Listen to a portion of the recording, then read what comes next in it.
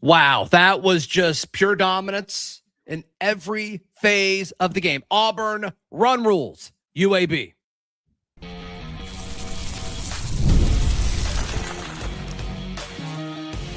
You are Locked On Auburn, your daily podcast on the Auburn Tigers. Part of the Locked On Podcast Network, your team every day. You get a hit. You get a hit. You get a home run. You get a home run. That was Auburn baseball tonight. I'm Zach Blackerby. Thank you so much for making Locked On Auburn your first listen every single day. Lindsay Crosby, baseball's Lindsay Crosby, hanging out with me as we recap Auburn's 17-2 dominant run rule win over UAB. And a game we're going into it is like, okay, we've seen Auburn be kind of hit or miss in these midweeks, and we've seen the bats be not as explosive in these midweeks, Lindsay. And then it's like, oh, is this going to be a situation where they're looking ahead with conference play and Missouri winning more games than we maybe have thought going into this weekend? No, that did not not at all happen. Just like, listen, these games are from perspective of you don't have to stress about it, and you can just kind of sit back and watch for fun stuff, right? Like we were on Eric Guevara's cycle watch, right? A shortened game, and he got 5 plate appearances, and he was a triple away from the cycle, which objectively is the hardest one. But I think the thing for me, and you touched on it too, the thing for me is the bats, and specifically how the power has come in for Auburn. That was one of the questions we had going into the season was, hey, you lost Ike Irish, you lost Cooper McMurray. Where was your power going to come from? Yeah. You got 4 home runs today, Chase Fralick, Eric Guevara, 2 guys that you really needed to pop off. Bub Terrell, I've been waiting for him to really start swinging. A grand slam. A grand slam. He had a grand slam. Lucas Steele.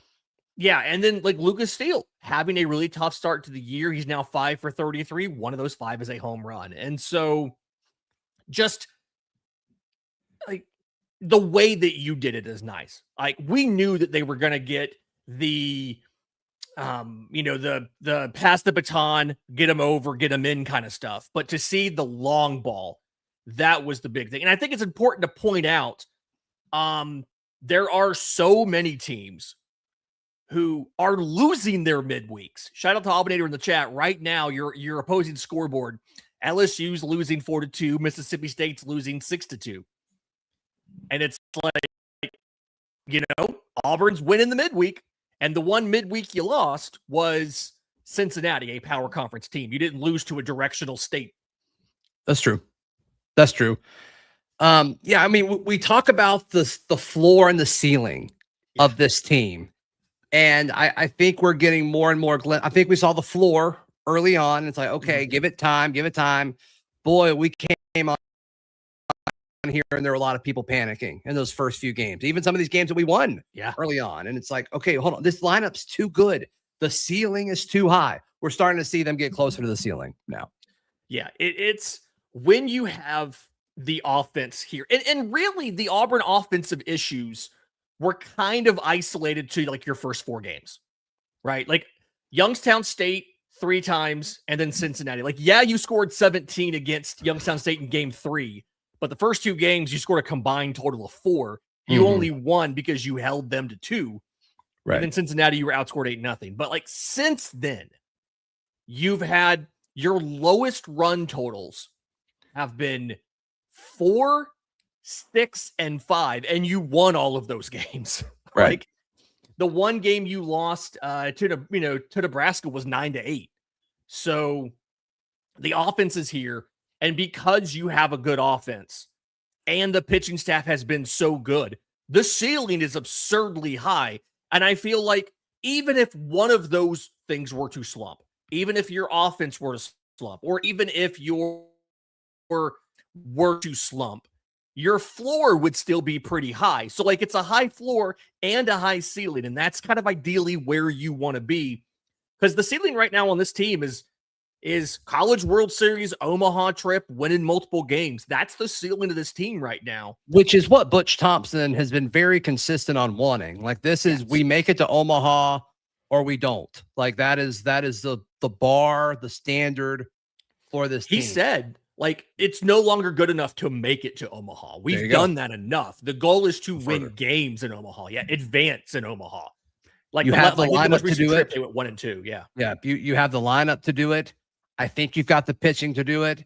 And I think kind of seeing Andreas Alvarez in this midweek role, keep finding ways to win. And I don't really think it was all on him, even in the Cincinnati loss. I know it looks really bad. It looks like we gave up, our defense was terrible, that 8-0 game, but a lot of it was like other guys, like kind of dropping the ball or letting a ball get past them or whatever it might be. So I don't think it was really all on him. I think he's actually defensive issues too. Yeah. Pretty solid. And this staff thinks, physically, just talking to some of the folks close to this, like the staff, like they think physically he can be a weekend caliber guy. So they're waiting for him to take that next step. And I think he will at some point this season. Lindsay, I want you to act like you're in a time machine and go back to the start of the year.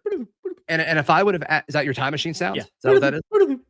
Yeah. If going into the season, if I had said, hey, there's two guys several weeks into the season going into conference play that are hitting 450 or higher than 450, would you have said Bristol Carter and would you have said Brandon McCrane?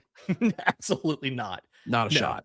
No, I honestly was not 100% sure that Bristol Carter was going to be an everyday starter for you. I thought there was it felt like it was easy to pencil him in, but there was enough inconsistencies last year. And you saw early in the season, he was not the everyday starter in the outfield. Like he was not that guy. He's become that guy now. Totally. Right. But there was a couple games when he just didn't get in the game because they didn't use him. And we're at the point now where you can't, not only can you not take him out of the lineup, unless like you're just trying to give him a blow on a doubleheader Saturday or a shoulder issue like we saw crop up a little bit today. But Chris Rembert's back. And they talked all offseason about Chris Rebert being our leadoff hitter, setting the tone early.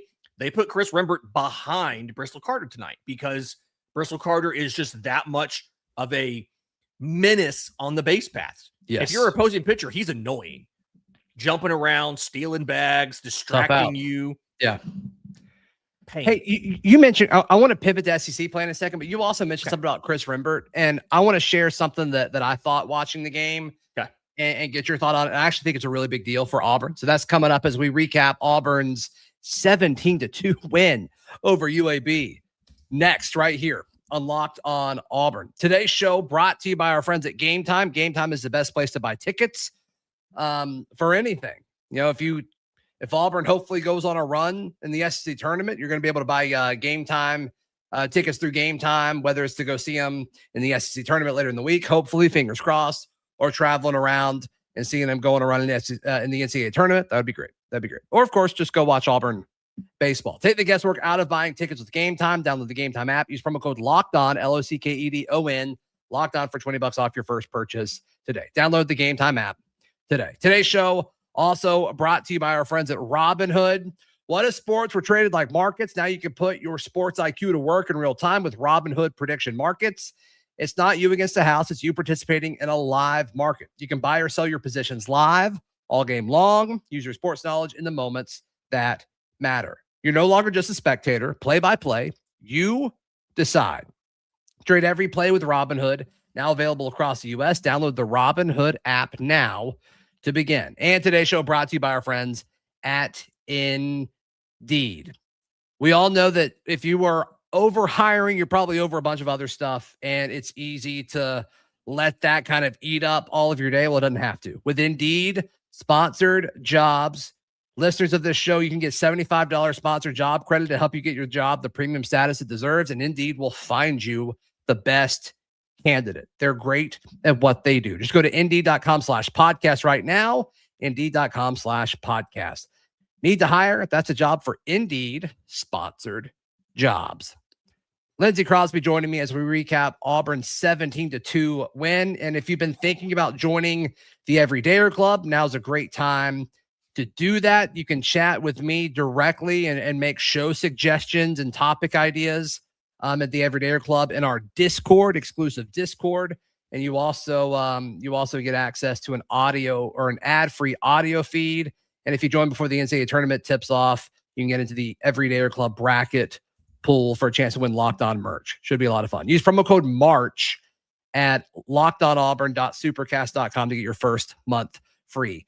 I think it was in the first inning, Lindsay. It might have been in the second inning because everybody went through we went through the order in the first and we saw the early part of the lineup in the second. But there was a play where it should have been a double play for UAB, but Chris Rebert got to second so fast. He got a hop on it, and it should have been a double play, and ended up both guys being safe because they went to second because Chris Rebert should not have been there that far. A guy who we thought was going to be questionable going into SEC play just from the first series of the season, and for him to be making that play gives me all the comfort in the world that physically he is A-okay.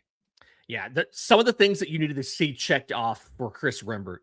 You needed to see first to third on a base hit. He's done that. I think he did it tonight, actually. You needed to see him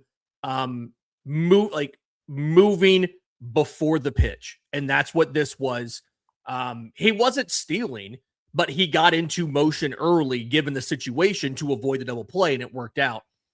And I will say, and I'm not going to give him a bunch of credit just because I know the guy, but seeing Sonny over there at first base and now seeing how these guys are a little more aggressive with getting runners in motion before the pitch, staying out of double play situations, things like that, makes me feel really good of the health of and just overall how hard it is to pitch against this Auburn baseball team. But yeah, Chris looked really good there. Just got moving early and did a really good job, I think, in the game overall, minus that one little defensive issue that he had, of just showing that, like, hey, the ankle's good. He's agile. He's cutting back and forth. He's getting some moves. Felt really good about that. So Chris Rebert has to be considered to be as close to 100% as you're going to get in season. And now the question for me is going to be Bristol Carter. How is Bristol Carter doing? We saw him wince a little bit tonight, looked like a shoulder issue, and that's something that's been bugging him now for a season or so, off and on. Yeah. Yeah. The aspect of now turning our focus to SEC play, the bats are rolling. I think we feel really good about our starting pitching situation and relief pitching in some areas for sure, especially when Hetzler comes in. I'm big on Chatterton. I think there's a few questions as far as the relief goes, but yeah, going into conference play now, Missouri won a decent amount of games so far, has played no one. I think this is a perfect scenario where you can go on the road and kind of get your feet wet as far as we haven't played a true road game, have we? Arlington, but that was neutral site. We have not played a true road game, which is common for the SEC at this point in time in the calendar, right? Yeah. Except for some of the teams, like Missouri went down to Florida for the first 4 games of the season. But outside of that, most SEC teams are at home the entire time. We actually played a road neutral site game. Yeah. Sorry, Lindsay. So if you've got to start on the road in the SEC, you probably wanted to be Missouri, maybe South Carolina. Like they're off to a tough start. I was talking to a former I love player. The timing of this for sure. I was talking to a former player about this just recently, and he said that like the idea makes sense, right? Get some of these freshmen broken in, something like that. But sometimes, and he specifically said Missouri, when there's no one there, sometimes it can be harder to get hyped up for a game than if you were going into, Alex Box or Duty Noble or something like, some of these big cathedrals of college baseball in the SEC. And then 2, if you're not careful going into an environment like that, having to get yourself hyped up, and then if you come out of there with a sweep, that means that it's possible sometimes for the young guys to get a false sense of security. Yeah. About like, oh, hey, road games in the SEC aren't anything. Well, you went to Missouri. Wait till you go to LSU. Wait till you go to Texas, whoever it might be. So I do think that they're not gonna look past Missouri. They're gonna say, hey, going into Taylor Stadium, it doesn't matter how Missouri's doing. And to your point, record wise too right now, I don't know. I don't know what they did tonight. I think they won. No, it was a day game. They did win that. Yeah. Okay. So going into Taylor Stadium, like it's gonna be intimidating, but you just have to be careful. Don't get your hopes up. Don't get not your hopes up. What am I trying to say here? Don't let your guard down. Maybe there you go. Yeah, don't let your guard down. Don't get lulled into a false sense of security. But it is a soft landing compared to your first SEC series was like, hey, you're going to Lindsay Nelson, or you're going to to one of these really tough ballparks to face one of these top ranked teams, right? Taylor Stadium or something like that, Foley Field, etc. Yeah, but then I mean, you host Georgia Tech. I mean, that might be a top 6, top 7 matchup. And I am a little more hopeful about getting Georgia Tech outside of that little tiny bandbox that they call the stadium. It's one of the more offensively slanted. We go there too, right? It's a home and home. Yeah, we go there. Right. But again, if you lose on the road to a top 10 team, RPI wise, that does not hurt you virtually at all. Right. Mm-hmm. It's impossible for a loss to not hurt you, but that situation, it's the least kind of punishment possible. But getting them out of that ballpark, I did some of the looking on this. The park factors in that ballpark are like 130. It's like 30% more offensively inclined than the average college baseball ballpark. Okay. So get them out of that. Let's see what they do. I'm curious about that. Right. Yeah. That's the kind of situation where you get to a regional and you get hit in the mouth, because you're not used to. If you're not hosting, then you're in trouble when you get there. Yeah. That's right. Them. And then when they go to Omaha, they would struggle if they Omaha because it's a big ballpark. Yeah. Push it back for sure. All right. So, I mean, let's get into predictions for this weekend. Okay. I don't think I'm going to predict a sweep. I think Auburn wins 2-1, and I'll even say that they win Friday and Saturday. And then I think Missouri will prevent the sweep on Sunday. That's my prediction. I just don't like predicting sweeps in SEC play. Yeah, I think the only worry, like I also don't want to predict a sweep in SEC play. I don't want to predict a sweep ever. Like I'm just cautious like that, but especially in SEC play, I do think the one concern when you look at Missouri baseball is if the first 2 games are even remotely close, I'm worried about how many pitchers they're going to have to burn to get through games 1 and 2. We've seen some of these game 3s Auburn has played, even against quality opponents, get out of hand because those teams just don't have the depth of pitching to match up with an Auburn team that's throwing 2 guys on a Friday and 3 guys on a Saturday, right? So I do also want to predict that, yes, there is going to be 2 out of 3, but I don't know if Sunday's the day where they prevent a sweep. I feel like it might be something like Saturday if they get lucky and throw a bunch of their guys, especially if there's a weather delay or something. But to your point, 11 a.m. start time on Sunday, and that's always a little bit of an adjustment for you there on the road. Yeah. I guess it's because they want to get back home. Is that the thought process? Gotcha. Travel, yeah. And so they're just like they're in Eastern time, so like that's a noon start for them. You have a window of like starting from like noon to 2 on a Sunday when school's still in session. Missouri, the rule is it has to be done by a certain time. I thought so. Are they not? Missouri's west of us, right? Well, yeah, but Alabama's like the only state that's is Missouri in Eastern time, really? I thought so. Missouri. We're gonna learn something. We're gonna learn something new. No, it's in Central time. It's in Central. Then why are they starting at 11 a.m.? I don't know. That seems super. That was gonna be my next question. Like that doesn't make that's sense. Dumb. Then wow, that's dumb. That is dumb. Yeah, I mean, we'll go live after that game. Works a little bit earlier, but yeah, interesting enough for sure. All right, so we're both saying 2-1. obviously you want to, I mean, this is going to be the case for all of this, but Missouri hasn't faced a pitching staff or a lineup, more so a lineup like Auburn this year. So I do think there's a real possibility that they look up on Friday and it's the third or fourth inning and they've got to start like going to their bullpen already. And if that happens, that changes everything. Yeah. If So, you we talk about what you did Bristol to Carter Nebraska, getting it going. Let Bristol Carter, if he's batting 2 or 3 times in the first few innings, like I think we got a shot. Absolutely. Yeah, they're absolutely going to be in trouble.